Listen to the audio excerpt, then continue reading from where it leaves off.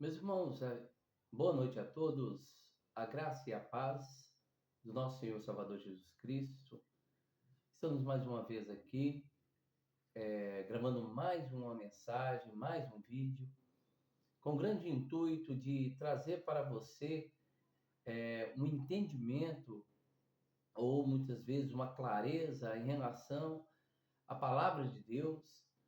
E a mensagem que eu quero trazer para vocês aqui hoje é uma mensagem de encorajamento, é uma mensagem de certeza, de servir ao Senhor foi a melhor escolha que nós fizemos na nossa vida. Eu quero compartilhar com vocês hoje o texto é, sobre o livro de Apocalipse, no capítulo de número 3, no verso de número 7, que diz assim, do 7 ao 13, que diz assim: E ao anjo da igreja que está em Filadélfia, escreve, e isso diz o que é santo, e que é verdadeiro, e que tem a chave de Davi, o que abre e ninguém fecha, e fecha e ninguém abre. Eu sei das tuas obras. Eis que diante de ti pus uma porta aberta, e ninguém pode fechar. Tendo pouca força, guardaste a minha palavra, e não negastes o meu nome. Eis que eu farei, eis que eu farei aos da sinagoga de Satanás, os que dizem judeus que não são judeus, mas mentem. Eis que farei que venha adorar e prostrar aos teus pés, e saiba que eu te amo. Como guardaste a minha palavra, a minha paciência, e também eu te guardarei na hora da tentação, da grande tribulação. E sobre todo mundo, para tentar o que habita na terra. Eis que vem sem demora, guarda o que tens, para que ninguém tome a tua coroa. E ao que vencer, eu farei coluna no templo do meu Deus, e dele nunca sairá. Escreverei sobre ele o nome do meu Deus, e o nome da cidade do meu Deus, a nova Jerusalém, que desce do céu do meu Deus, e também o meu nome e o meu novo nome. Quem tem ouvidos, ouça o que o Espírito diz às igrejas. É um fator muito interessante o Apocalipse, e foi de uma das mensagens que eu também compartilhei aqui, exatamente com vocês, sobre as 7 igrejas da Ásia. Essa igreja que eu estou mencionando aqui, das 7 igrejas da Ásia, é uma das igrejas que o Senhor, ele não a repreende. É uma das igrejas que o Senhor a elogia, que o Senhor traz a ela um conforto, um consolo nas suas palavras. Isso é importante nós entendermos e compreendermos da forma que Jesus ele se inclina em favor dessa igreja. E essa igreja ela traz alguns diagnósticos muito precisos, muito importantes para nós entendermos a verdadeira essência da fé cristã. Ela traz alguns pontos que nós iremos extrair, e esses pontos que nós iremos extrair têm um objetivo, de trazer ânimo e vigor à sua fé, trazer ânimo e vigor à sua vida espiritual. Porque muitas vezes nós olhamos, nos dias de hoje, crentes que estão abatidos, crentes que estão desanimados na fé, porque nós estamos vivendo um grande cataclisma, uma grande confusão em relação ao Evangelho, onde muitas coisas estão sendo faladas, mas poucas coisas estão sendo compreendidas dentro da relação das Escrituras.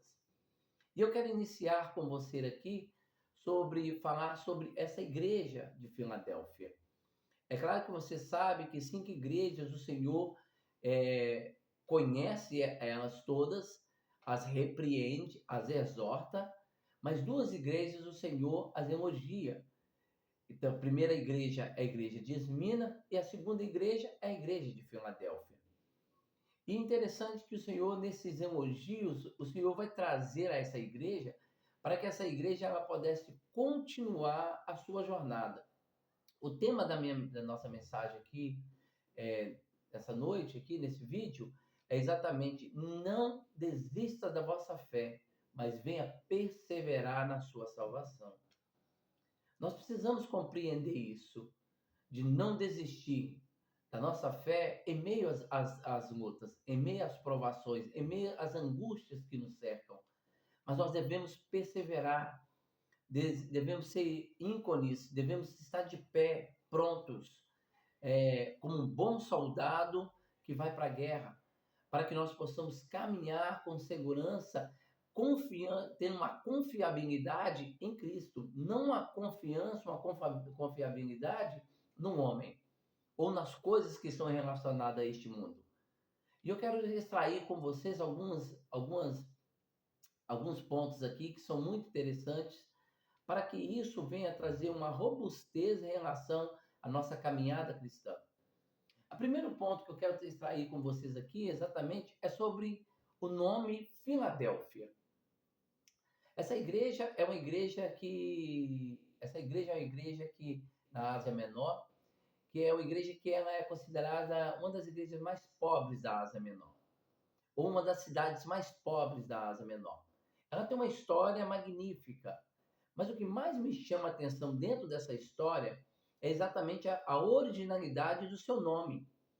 O nome Filadélfia é o nome Filos e Delphi, que significa exatamente amor de irmãos, ou amor entre irmãos, ou amor fraternal. De onde originalizou esse nome dessa igreja, dessa cidade, melhor dizendo? Essa cidade existia dois irmãos, né? Eumenes e Atalo, segundo, melhor dizendo, né? Observe que esses dois irmãos, um deles era um rei. O mais novo, ele começou a ser exatamente argumentado pelo Império Romano para exatamente articular contra o seu irmão mais velho. E no momento que o seu irmão mais novo, que estava sendo ludibriado pelo Império Romano para estar contra o seu irmão mais velho, naquele momento, aquele irmão mais novo, o que ele fez? Ele não deu ouvidos àquilo que o Império Romano estava falando com ele. Ele não deu ouvidos porque era contra o seu irmão mais velho. E por amor ao seu irmão mais velho, ele desconsiderou todo aquele argumento do Império Romano exatamente para apoiar o seu irmão mais velho. Por esse ato, por esse amor fraternal que existia entre esses dois irmãos, veio o nome dessa cidade. Filos, que significa amor, e Délfia, que significa irmãos ou irmão. Exatamente significa amor fraternal, amor entre irmãos, amor de ventre. Era exatamente uma ligação extraordinária que eles tinham ali. E aí deu origem a nome dessa cidade. Quando eu olho esse fato da história, me chama muita atenção. Sabe por quê, meus irmãos? Porque, olha comigo uma coisa, quando nós vamos olhar dentro da história da salvação, nós vamos observar que Jesus aqui, ele se coloca como nosso Salvador, como nosso Senhor, mas Jesus também é o nosso irmão mais velho. Porque Jesus, porque em João capítulo 3, Jesus vai se apresentar exatamente como unigênito do Pai. Mas só quando nós vamos para Romanos capítulo 8, verso 29, que está escrito assim: o que dantes conheceu, os também predestinou, para que seja conforme a imagem de Jesus Cristo, a fim de que ele seja primogênito de muitos irmãos. Jesus é o nosso primogênito, Jesus é o nosso irmão mais velho. Nós somos co-herdeiros, nós somos herdeiros de Deus, através de Cristo, co-herdeiros de Deus. Então, Jesus é o nosso irmão mais velho. E exatamente quando nós olhamos o fato dessa história, nós vemos que a grande questão que o império das trevas, o império deste mundo, regido, orquestrado por Satanás, ele tem um grande intuito. Ele tem um grande intuito de colocarmos nós contra exatamente o nosso irmão mais velho, o nosso Jesus. Ele quer exatamente confundir a nossa mente, confundir a nossa vida, e tirar de nós exatamente a essência que nós temos exatamente coligada com Cristo. O mundo ele tem essa grande inclinação. O grande intuito, exatamente, do mundo é de tirar, é de deslocar, é de desmembrar essa união que nós temos com Cristo. É destruir essa união que nós temos com Cristo. Mas quando nós rejeitamos o mundo, quando nós rejeitamos o império das trevas, quando nós rejeitamos, muitas vezes, as setas, os oferecimentos que Satanás coloca diante de nós, meus irmãos, o nosso amor fraternal com Cristo, ele cresce na nossa vida. Ele cresce. Esse irmão mais velho colocou esse irmão mais novo como rei ali. Exatamente é o que o Senhor ele fez conosco. Lá em Apocalipse, capítulo 1, verso 6, vai dizer que nós somos reis e sacerdotes para com Deus e a sua glória. Sabe por quê, meus irmãos? Porque há uma união mística entre nós e Cristo. Entre nós como irmão mais novo e como Cristo como nosso irmão mais velho. Com que propósito? Porque um dia nós demos as costas para este mundo. Nós demos as costas para o império das trevas e fomos abraçados por a sua maravilhosa luz. Isso traz a origem dessa cidade. Mas observe que o que está escrito aqui, a qual nós vamos ler aqui, no verso, que inicia no verso 7, que diz assim: e ao anjo que está em Filadélfia, escreve e diz que é santo, e isso diz o que é santo e o que é verdadeiro.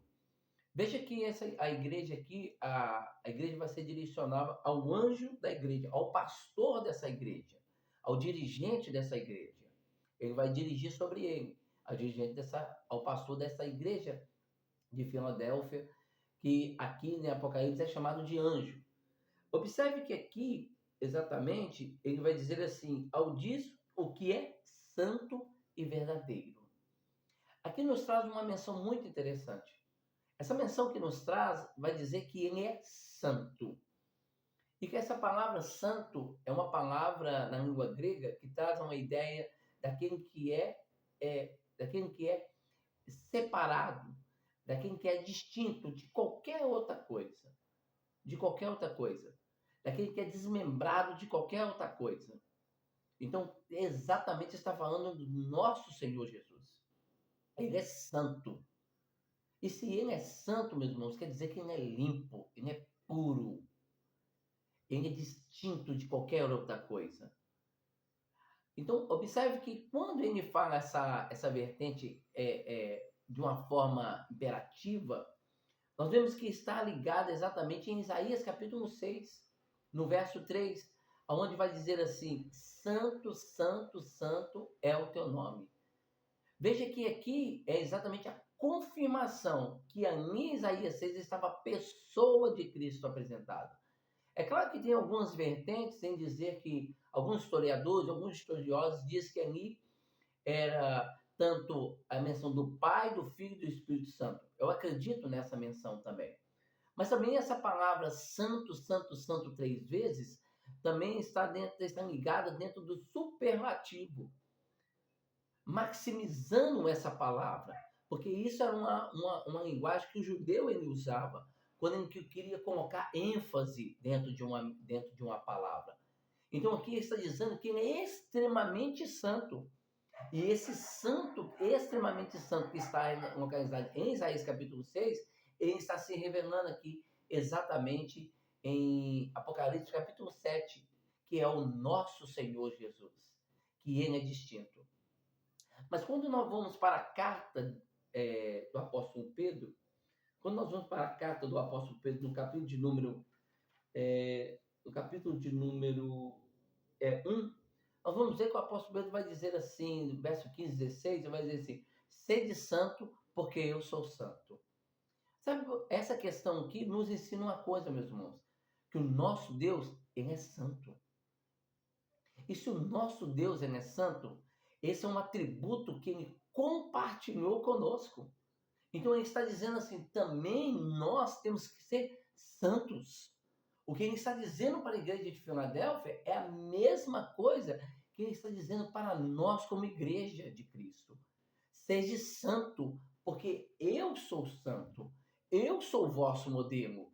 Eu sou o vosso tipo. Então ele está falando que a nossa vida espiritual, ela tem exatamente uma nuance de sermos santos. A nossa caminhada, ela tem que ser santa, ela tem que ser purificada, ela tem que ser distinta, ela tem que ser desmembrada de qualquer tipo de pecado. A grande questão, meus irmãos, que nós vemos que esse atributo da santificação, ele está distinto, ele está desaparecido na vida da igreja hoje. Não se preocupa exatamente sobre a santidade de Deus. Não tem um estudo elaborado, articulado sobre a santidade de Deus. Não, esse atributo, ele não é algo assim especial dentro da igreja, de maneira nenhuma. Quando o apóstolo Pedro vai dizer também, capítulo 1, verso 2, ele vai dizer assim, no 1 Pedro, capítulo 1, verso 2, vai dizer assim, os que elegeu, eleitos segundo a presciência de Deus Pai, na santificação do Espírito Santo. Meus irmãos, nós temos que entender que nós temos que viver uma vida santa. E às vezes nas minhas mensagens eu bato muito nessa tecla. Porque a palavra do Senhor, ela nos traz isso com bastante veemência. Nós temos que ser santos. Nós temos que ser separados. Homens distintos. Nós não podemos viver exatamente no meio deste lixo que está neste mundo. Nós não podemos ser cristãos segundo o homem, segundo o comportamento desta era. Ou simplesmente nós sermos, às vezes, direcionados, ludibriados por esse século. Como Demas fez, amou o presente século. Não, meus irmãos, não podemos amar esse presente século. Nós temos que exatamente seguir a quem remiu a nossa alma, sermos santos. Meus irmãos, o que nós temos visto hoje de pessoas que professam ser cristãos, mas nem sabem sequer em relação à santificação. Não são separados, não são distintos, mas são simplesmente crentes mundanos. E nós precisamos nos avaliar em relação a isso, porque o Jesus que nós servimos, ele é santo. E se ele é santo, nós também devemos ser santos. Isso é confirmativo. Não tem como você, às vezes, falar que você é cristão, não tem como você dizer que você é crente, se você nasceu de novo, que você foi regenerado, se você não é santo. Não tem como. Nós precisamos, às vezes, nos despertar para isso. O problema é que a igreja brasileira, ela tem jogado essa doutrina de lado. Ela tem lançado essa doutrina à distância. E ela tem esquecido de se santificar. Ela tem se esquecido. Mas a grande questão da igreja brasileira, ela tem se cada dia se envolvido mais com o mundo. E nós precisamos estar atentos a isso. Mas observe aqui um próximo ponto que ele aborda, que ele diz assim, e ele tem a chave de Davi, que abre e ninguém fecha, e fecha e que ninguém abre. Observe que ele vai dizer que ele tem a chave de Davi. O que seria isso, a chave de Davi, aqui? Fala exatamente que Jesus, ele tem... Quando nós vamos para a palavra, ela vai dizer assim, que Jesus, quando ele morreu na cruz do Calvário, ao ressuscitar, ele tomou como posse a chave da morte e a chave do inferno. Mas ele não tem só a chave da morte nem a chave do inferno. Ele tem a chave da salvação. Jesus, exatamente, isso fala da autoridade suprema que Jesus ele tem sobre as suas mãos. É ele que tem autoridade sobre a nossa vida. É ele que rege todas as coisas. É ele que nos coloca, é ele que dita todas as coisas. A autoridade do Senhor, ela é suprema. A autoridade do Senhor, ela é monarca. A autoridade do Senhor é algo que nós precisamos compreender. Nós precisamos compreender. Observe que quando nós vamos para o texto da palavra de Deus, no centurião de Cafarnaum, ele era um homem que era capitão de 100 homens, centurião. E ele tinha exatamente um servo que estava enfermo. Se nós formos observar dentro do texto, esse servo é um servo estimado, porque era um escravo naquela época, um escravo doméstico que ele tinha. E estava enfermo. E o centurião, ele vai em busca de Jesus. Um outro texto fala que, o outro evangelho diz que ele envia alguém para ir em busca de Jesus. Mas eu vou me lançar aqui no texto que ele fala que ele vai em busca de Jesus. Porque esse servo muitas vezes era estimado. Ele chega para Jesus e diz para Jesus que pudesse dar uma palavra, que o seu servo fosse curado. Porque ele não era digno de Jesus entrar na sua casa. Porque literalmente ele diz uma palavra naquela expressão que ele sabia exatamente o que era ser uma autoridade. Porque eu tenho servos na minha autoridade, eu tenho soldados na minha autoridade. Eu mando eles ir, eles vão. Eu mando eles voltar, eles voltam. Eu mando eles fazer, eles fazem. E Jesus, naquela hora, vendo a fé daquele homem, diz: nunca se encontrou tanta fé em Israel. E naquele mesmo momento que Jesus disse que o seu servo está curado, o seu servo foi curado. Observe uma coisa, meus irmãos, ele falou da autoridade que ele tinha. Mas ele viu que a autoridade de Cristo era muito, muito, muito maior do que a autoridade que ele tinha. Era um ser muito mais supremo, uma autoridade muito mais suprema. E ele não era digno de Jesus entrar dentro da sua casa. Sabe por quê, meus irmãos? Nós precisamos aprender. Jesus tem a chave de Davi nas mãos. É sobre ele que tudo está regendo. Ele tem o controle da nossa vida. Ele tem as rédeas da nossa história. Jesus está na sala de controle. E o comando da nossa vida, da nossa história, tudo está passando diante do Senhor. Nós temos que entender, meus irmãos, Ele manda nós irmos, nós temos que ir aonde Ele manda. Ele manda nós sairmos e voltarmos, nós temos que sair e voltarmos. Ele manda nós ficarmos, nós temos que ficar. Porque tudo aquilo que o Senhor faz, Ele faz para a benevolência dos seus filhos. Ele faz para a benevolência dos seus servos. O que está acontecendo, meus irmãos? Nós estamos muitas vezes diminuindo a autoridade de Jesus na nossa vida. E o que é importante é a nossa autoridade. É o que nós entendemos, é o que nós regemos. Nós regimos. Jesus manda nós ir, nós não vamos. Jesus manda os mares mudar, o mar muda. O Senhor manda os montes sair de um lugar, o monte ele sai. O Senhor manda o pássaro pousar, o pássaro pousa. Mas quando o Senhor pede o homem para obedecer a sua voz, o homem não obedece. Sabe por quê, meus irmãos? Porque nós estamos cheios de razão, cheios de orgulho, e não ouvimos a voz do Senhor. Os nossos ouvidos estão tampados, porque não ouvimos a voz do Senhor. E a autoridade de Jesus não está sobre nós. Quando a autoridade de Jesus não está sobre nós, nós tropeçamos. Nós tropeçamos na nossa caminhada. Quando a autoridade de Jesus não está sobre nós, nós entramos em caminhos, que aquilo que Salomão vai dizer em Provérbios, há caminhos para os homens que parecem ser bons, visão exatamente de um caminho, mas no final deste caminho é caminho de abismo. Por quê? Porque a autoridade de Jesus não está sobre nós.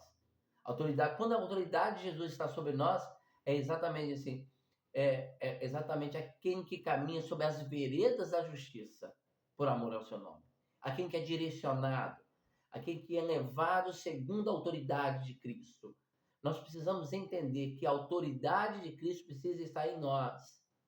E nós temos que anular a nossa autoridade. Porque a vereda do justo é como a aurora, que vai caminhando mais e mais e mais até ser dia perfeito. Sabe por quê? Porque caminhamos debaixo da autoridade de Cristo. Observe que nesse texto ainda Jesus vai dizer assim, e que abre e ninguém fecha, e fecha e ninguém abre. Observe aqui que aqui está exatamente, quando ele diz isso, nos fala exatamente da sua vontade. É a vontade de Cristo. O que prevalece é exatamente o querer de Cristo, é o realizar de Cristo. Ele abre a porta que ele quer abrir e ninguém fecha aquilo que ele fechou.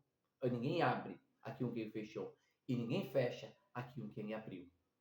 Porque o que importa é a vontade do Senhor na nossa vida. Então, quando nós estamos debaixo da autoridade e da vontade de Deus, quando nós estamos debaixo da autoridade de Cristo e da vontade de Cristo, nós caminhamos com alegria. Aquilo que Paulo vai dizer exatamente na carta de Filipenses, capítulo 4, verso 4, regozijai-vos, outra vez digo, regozijai-vos. Nós regozijamos a presença do Senhor. Mas quando nós andamos segundo a nossa vontade, o nosso querer, meus irmãos, a porta que era para estar aberta, ela está fechada. E a porta que era para estar fechada, ela está aberta. Nós caminhamos num caminho largo. Nós entramos pela porta larga. E nós vivemos uma vida de angústia, de tristeza, de depressão, de ansiedade, de descontentamento. Uma vida de choro, de sofrimento, dia após dia, porque a autoridade e a vontade de Cristo não está sobre a nossa vida. O mundo está vivendo rumo ao abismo, rumo ao inferno. Satanás está regendo este mundo e levando o homem para viver com ele eternamente no inferno. Sabe por quê? Porque a autoridade de Cristo e a vontade de Cristo não está sobre eles. O mundo vai de mal a pior. Mas quando a autoridade de Cristo está sobre nós e a sua vontade, nós caminhamos para o céu. Veja comigo no verso 8, que diz assim: eu sei das tuas obras, eis que pus uma porta aberta.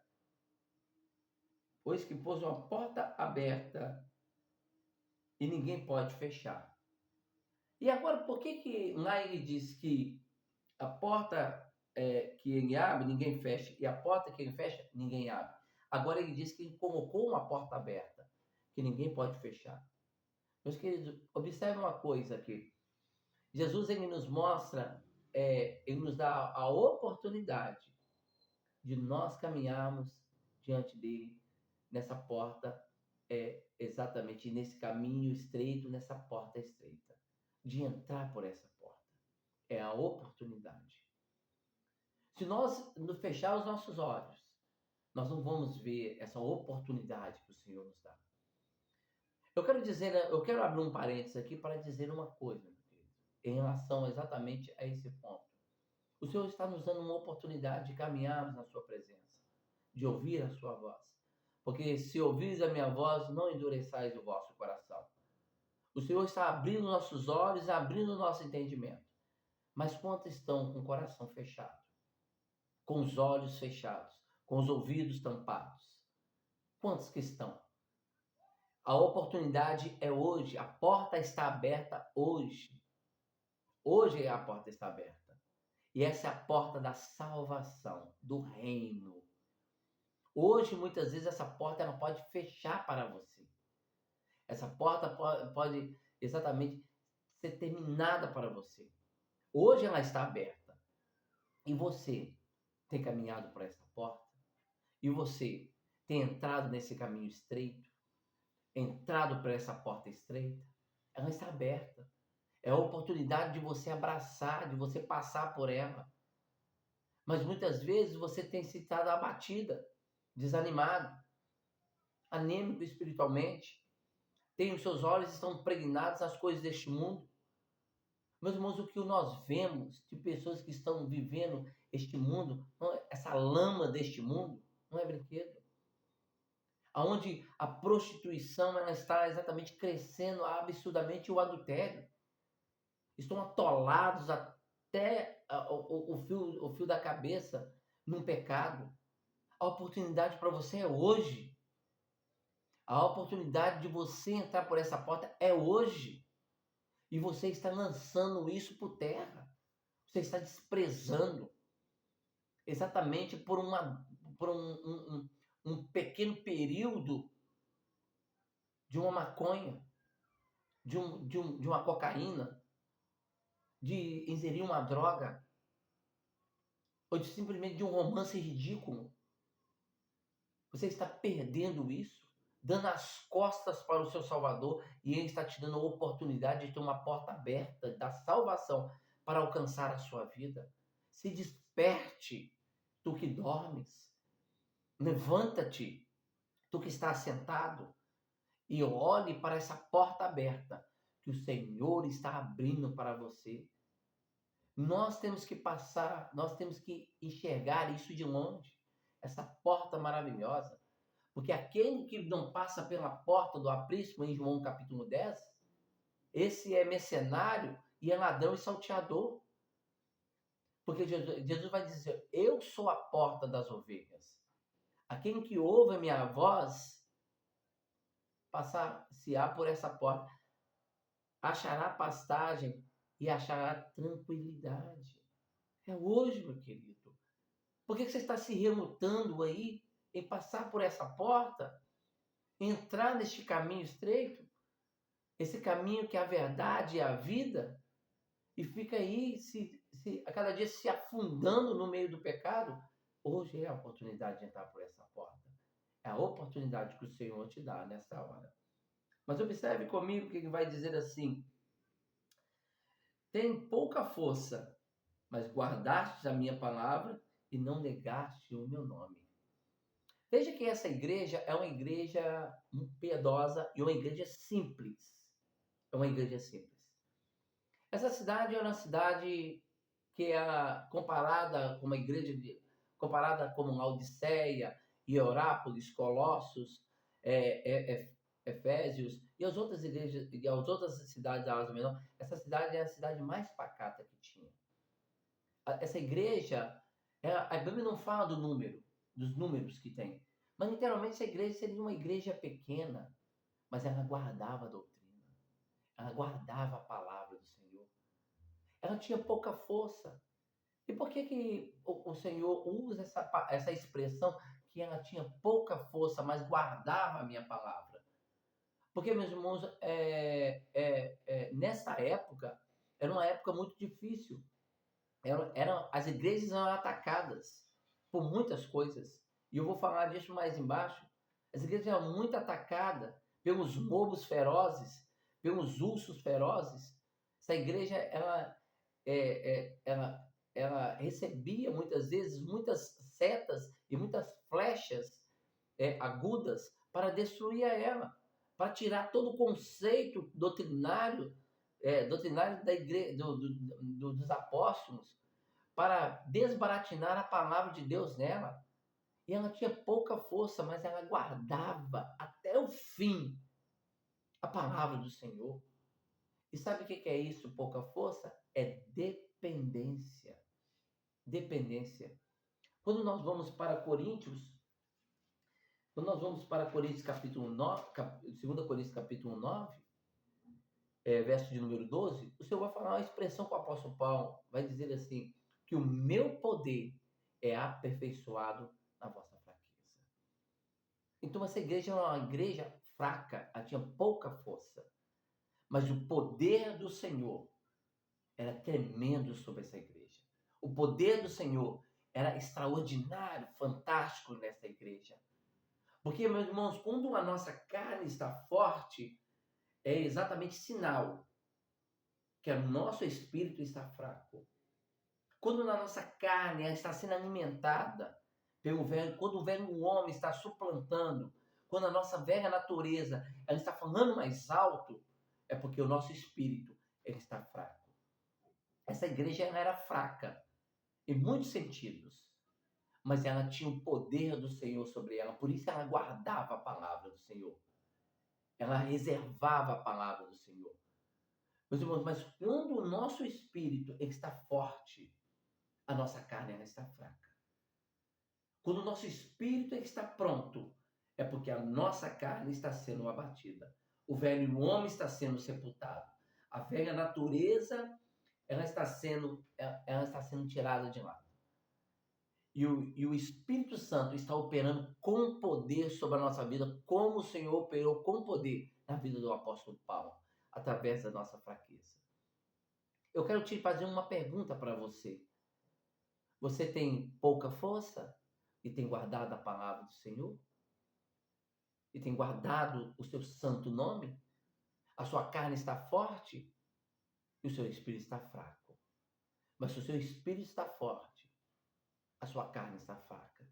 Como que nós observamos isso? Quando nossa carne está forte, é quando a nossa vontade, o nosso querer, quando aquilo que nós queremos realizar ou queremos tomar a direção, é quando muitas vezes fala mais alto os desejos carnais, a sensualidade, quando nós estamos atolados, muitas vezes ludibriados pela prostituição, exatamente pelas avarezas desse mundo, é quando a nossa carne está, e nós nos inclinamos, é a concupiscência da carne, é um desejo acelerado, um incompulsivo que está em nós, é quando a nossa carne está forte, o nosso espírito está abatido, está fraco. Mas como nós fazemos para que o nosso espírito possa estar forte e a nossa carne está fraca? É quando nós temos uma vida de oração.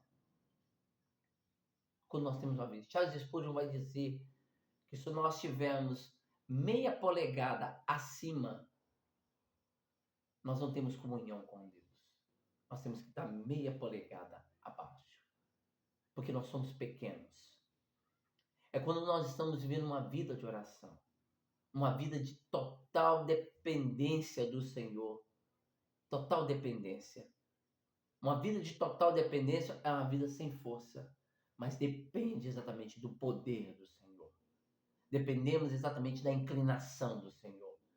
O que nós temos observado, meus irmãos, que há uma igreja que ela está forte hoje.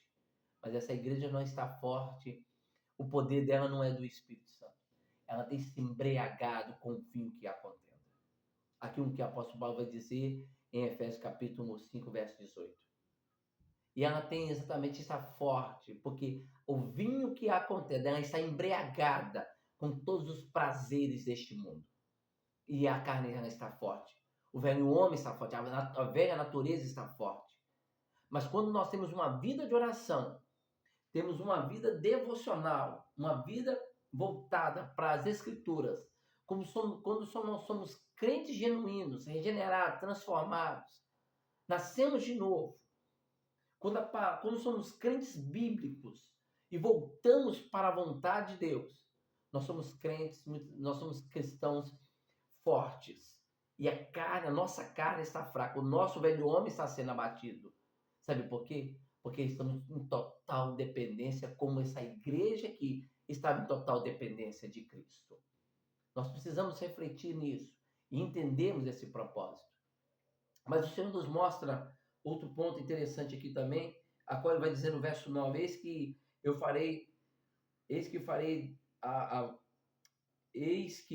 eu farei as sinagogas de Satanás, os que dizem judeus e não são, mas mentem. E farei que venha adorar e prostrar aos teus pés e saiba que eu te amo. Aqui, meus irmãos, mostra exatamente que o Senhor vai falar sobre a sinagoga de Satanás. As sinagogas era como a igreja que os judeus, em todo sábado, eles cultuavam ao Senhor. Quando eles guardavam o sábado, eles cultuavam ao Senhor dentro das sinagogas.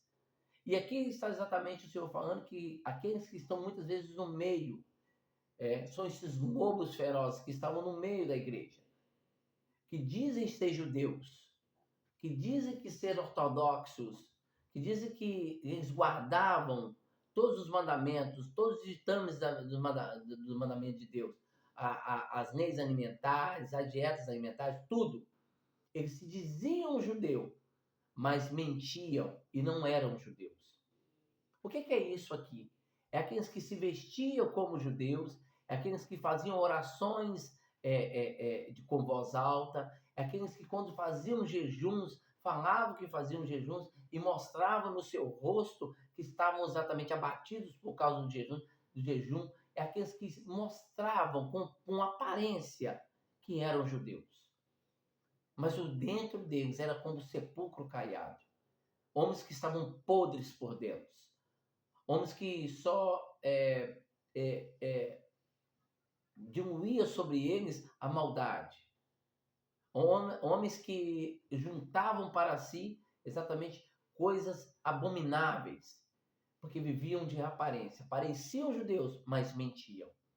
Quando eu olho isso, meus irmãos, eu vejo exatamente um ponto principal dos nossos dias. Eu vejo exatamente o falso evangelho, os falsos cristãos. O que tem entrado nas igrejas hoje, os falsos profetas e os falsos apóstolos, os falsos mestres, não tem, é incontável. Cristãos que dizem ser cristãos, falam como cristãos, vestem como cristãos,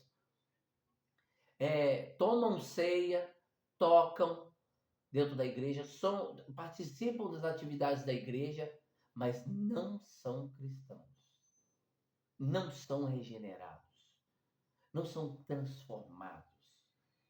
O que nós temos visto isso não é brincadeira. São muitos que estão desse jeito, que às vezes vivem uma vida de aparência. E nós precisamos estar atentos a esses. Porque muitas vezes, quando nós fazemos uma avaliação periódica em nós, às vezes estamos iguais a eles. Tendo uma aparência de crente, fazendo coisas de crente, cultuando todos os dias, mas quando olho para o coração está cheio de mágoa. Não há perdão sobre ele. A alma está murcha. O espírito está abatido.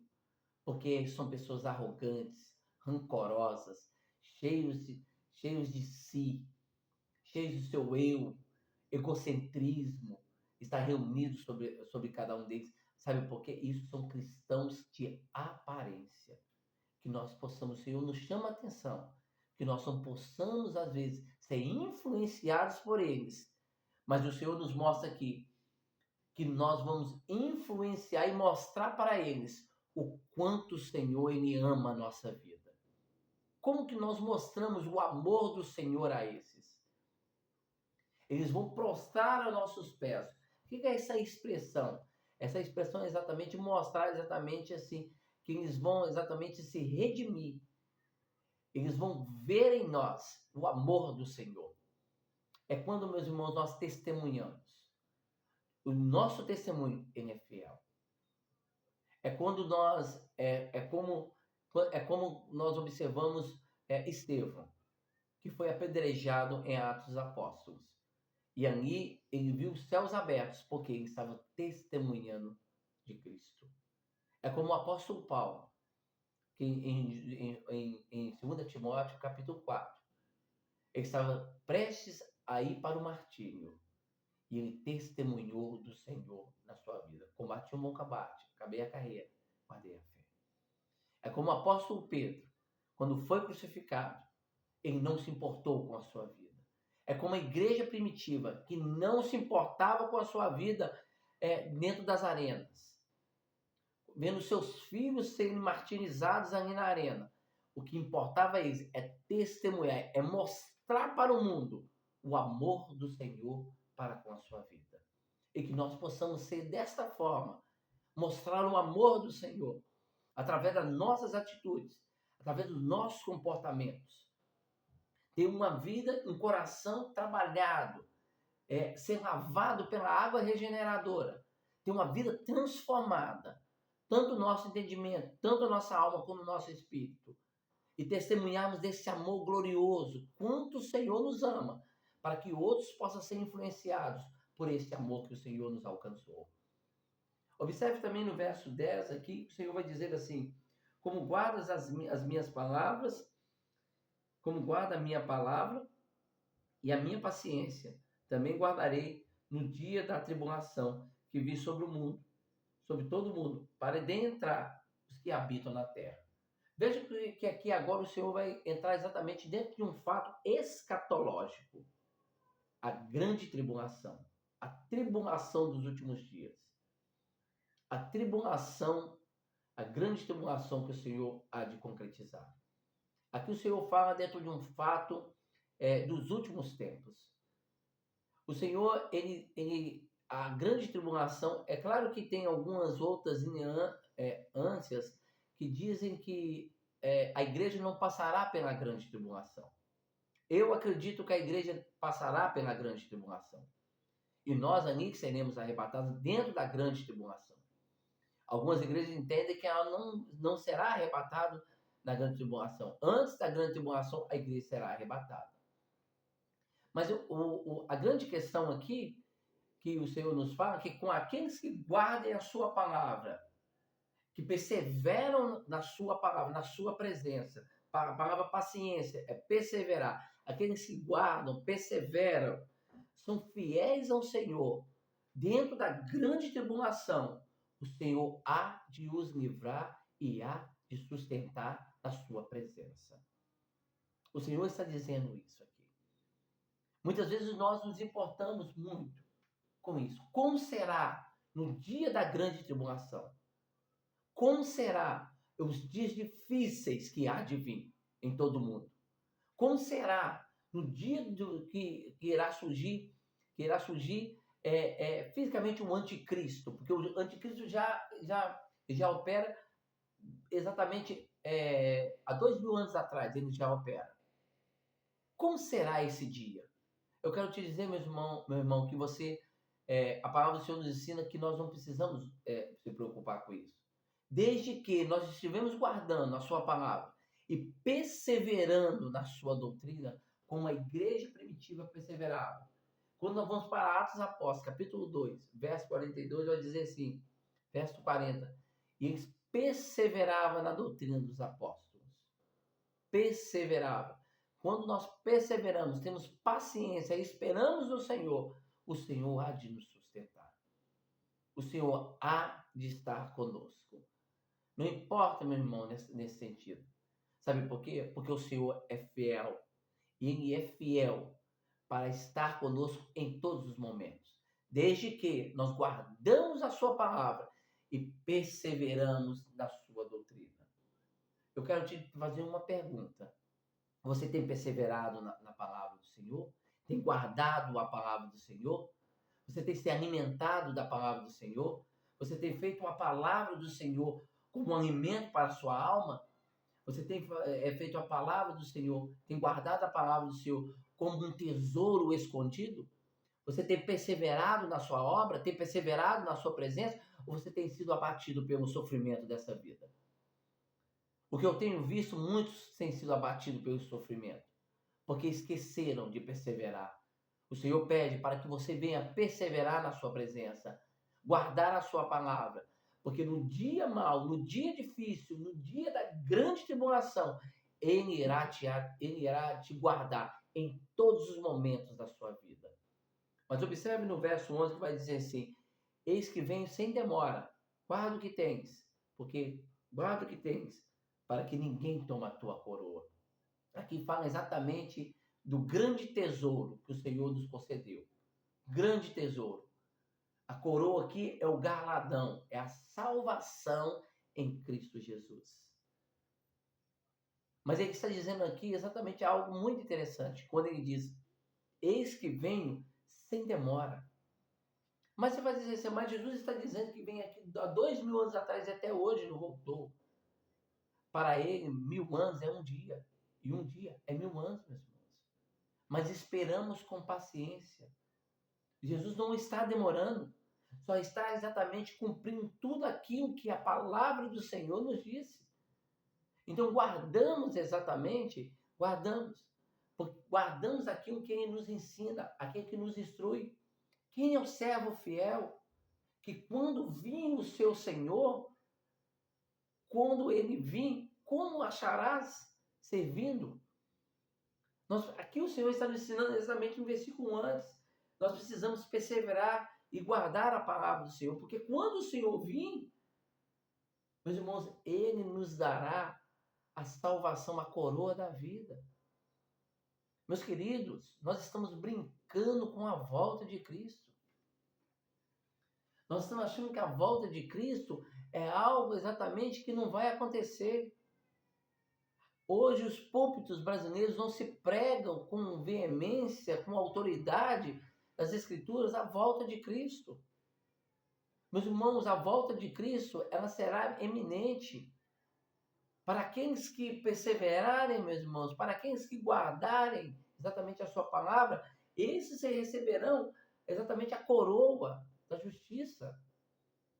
Esses irão receber a grande bênção do reino.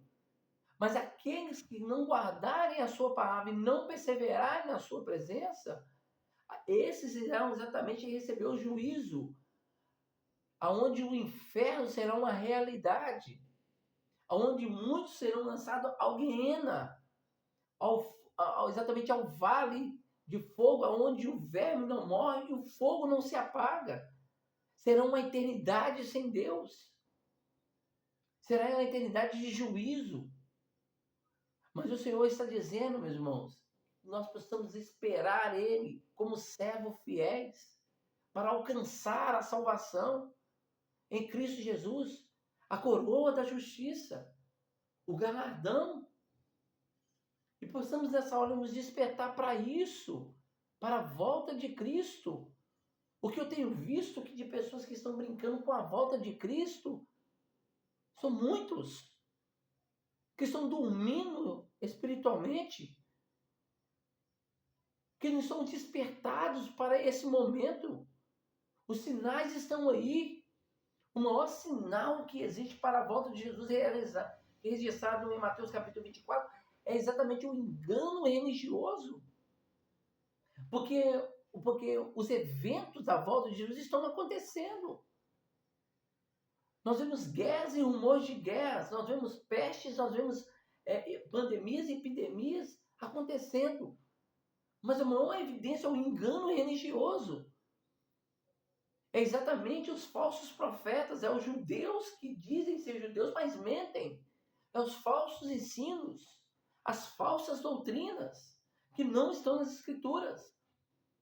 E por isso ser disseminado, a volta de Jesus, ela tem sido um chocalho de se brincar.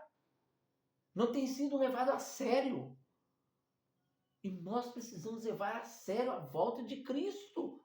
Porque Cristo está voltando. E aonde você vai estar, meu querido?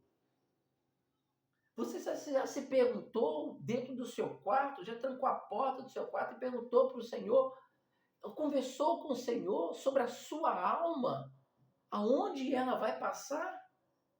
Será que ela vai passar a sua alma no inferno, onde há fogo, onde há juízo? Ou sua alma ela vai passar nas benevolências do céu, na abundância do céu? Pense uma coisa, aqui essa igreja, o Senhor está dizendo que ela vai receber o galardão, a coroa da justiça, porque ela guardou a palavra, ela perseverou na presença do Senhor, e aqui, ela foi fiel ao Senhor. Por ela ser fiel, ela vai receber a coroa da justiça. E eu quero que você reflita nisso. Porque precisamos refletir na volta de Cristo, meus queridos. Mas olha comigo que o Senhor agora vai deixar algumas promessas aqui, que são muito interessantes. Para aquele que guardar a palavra do Senhor, perseverar na doutrina, perseverar na presença de Deus e ser fiel ao Senhor. O Senhor vai nos ensinar, vai nos mostrar algumas promessas aqui. A primeira promessa que o Senhor vai nos mostrar é que, no verso 12, a quem vencer, eu farei coluna do meu templo, no templo do meu Deus. Aqui o Senhor está falando exatamente na coluna do templo do Deus Pai, do meu Deus, do Deus Pai. Você sabe que essa região é uma região que é muito afetada pelos terremotos. Muitas cidades são destruídas, como Esmina, até mesmo Filadélfia. Então essas cidades são abaladas muito por terremotos nessa região da Ásia Menor. Mas essa coluna que está sendo colocada aqui é uma coluna que é inabalável. É uma coluna que ela não pode ser removida. Ela não pode ser exatamente... É uma coluna que ela é firme. Ela é estática. Ela é marmorizada. e a coluna que o Senhor irá fazer de você no templo do seu Deus. No céu, meus irmãos, nós não seremos mais abalados pelas estruturas do pecado deste mundo. No céu, nós não seremos mais refutados.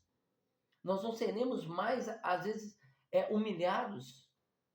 No céu, meus irmãos, nós não passaremos mais por lutas, tribulações, dificuldades financeiras, lutas familiares, lutas conjugais, enfermidades, isso não irá mais existir. O Senhor nos fará coluna para nós não sermos abalados. Essa é a primeira. O Senhor nos mostra uma segunda. Agora ele vai falar assim, e dele nunca sairá, porque não será abalada. E ele vai dizer assim, escreverei sobre ele o meu nome, o nome do meu Deus, o nome da cidade do meu Deus, a nova Jerusalém que desce do céu do meu Deus. Ele escreverá o nome do meu Deus e escreverá também o nome da cidade do meu Deus, a nova Jerusalém. A nova Jerusalém que está registrada em Apocalipse capítulo 21. E por que isso? E vai falar exatamente, meus queridos, do selo do Espírito Santo. Vai falar exatamente do selo que ele colocou no nosso coração, na nossa vida. Nós teremos uma vida no céu que ela não vai ser, ela vai ser inviolável. Ela vai ser irremovível. Nós teremos propriedade totalmente exclusiva de Deus. E esse mundo não existirá mais. Essa é exatamente a promessa. Nós não seremos mais violados pela corrupção deste mundo. Não seremos mais abalados por nada. Nós teremos propriedade totalmente exclusiva. O pecado não irá ter domínio sobre nós, mas a presença do pecado, nós iremos deixar a presença do pecado e nós teremos exclusividade, propriedade exclusiva totalmente de Deus, para adorar, louvar e glorificar o seu nome. A terceira promessa aqui, findando essa mensagem, vai dizer exatamente assim, e também o meu nome, e também meu novo nome. O que seria isso? É muito um novo nome que o Senhor nos dá? Meus irmãos, se nós formos olhar dentro da nossa perspectiva de vida, nós ainda conhecemos a Jesus em partes. Nós conhecemos a Jesus em partes ainda, em alguns setores ainda. Lá no céu, nós iremos conhecer em toda a plenitude. E ele assim terá um novo nome para nós. Em toda a plenitude, na sua totalidade, podemos dizer. Vamos usar essa palavra totalidade, mas porque na eternidade nós não terá fim como conhecer ao Senhor, mas conheceremos ao Senhor na sua plenitude total. Sabe por quê, meus irmãos? Porque perseveramos na sua presença. Quem tem ouvidos, ouça o que o Espírito diz às igrejas.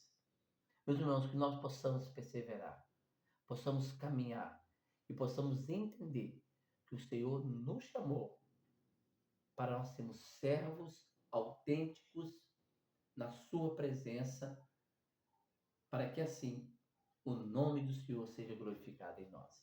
Que Deus abençoe a todos, em nome de Jesus.